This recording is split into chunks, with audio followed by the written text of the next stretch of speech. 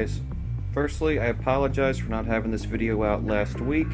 So a bunch of personal stuff went down and I had to stop recording, but I'm just going to give you a quick update. We have the cables done. These are all both 8 pins for the graphics cards, 24 pin for the CPU. There's the 8 plus the 4 pin, so that way we can get some extra voltage to the processor, get this thing overclocked.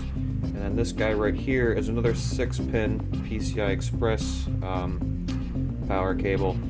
The motherboard only supplies 75 watts to the PCI Express lanes. That's why we do this. So we can get our extra voltage straight from the power supply to power our graphics cards.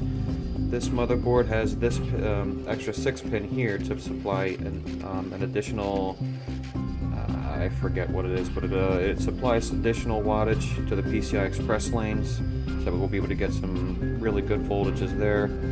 The reservoirs are installed and cleaned. Up in here, you can't see it because it's tucked up in here. There's some UV LEDs in here to light this up.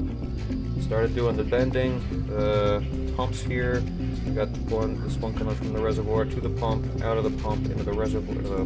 Radiator. Gonna leave the radiator, come up this way, up here, into the processor, back out into here. Same thing here on this side. Goes in, comes back out. It's gonna run this way, up, and then out to here. It's gonna come out, run down, and back into there. That way everything is nice and neat. That way everything is nice and neatly tucked away and symmetrical. I'm not trying to make it symmetrical. Oh, and there's an SSD.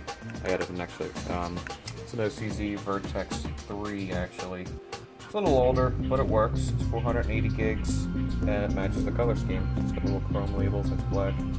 I just gotta get a different SATA cable. This one's too short, so I gotta go probably to Micro Center tomorrow and pick one up. So that's where we stand now. I'm gonna go ahead and finish up this tube bending. We'll get it flushed, and then we'll start filling it up with some sweet coolant.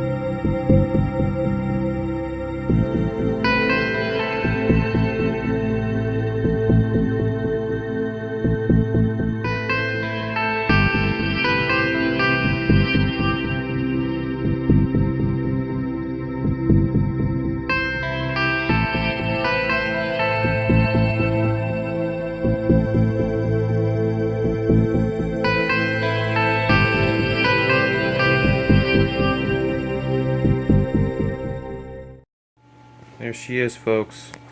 First thing you're going to notice, it's not on the wall, it's sitting on boxes. That's because the wall mount that I got is not deep enough for this. I ordered a new one, it's on its way, but I just figured it has been far too long since there's been an update, so I figured I'll just go ahead and give you guys an update. Anyway, everything is running perfectly, but the graphics cards turned out great. Coolant lights up nice and pretty. That's the SLI bridge set on white. It's got a couple of different colors. I have it set on white. You'll notice back here, the back plates, I had to take the LED strips out, because if you notice, right, get some light on here. There we go.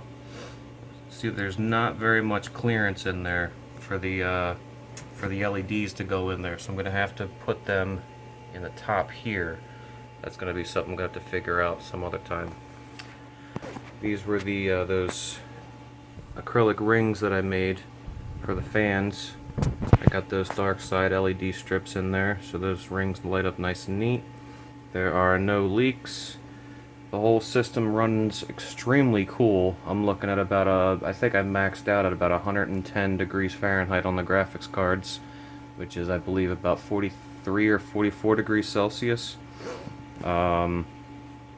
which is phenomenal. And these fans barely even run at all. You can hear it. The fan from my my network switch is actually louder than this entire system when it's under load. You can see right here, this is for the CPU. The fans aren't even spinning. We're actually sitting at idle right now, 68 degrees Fahrenheit.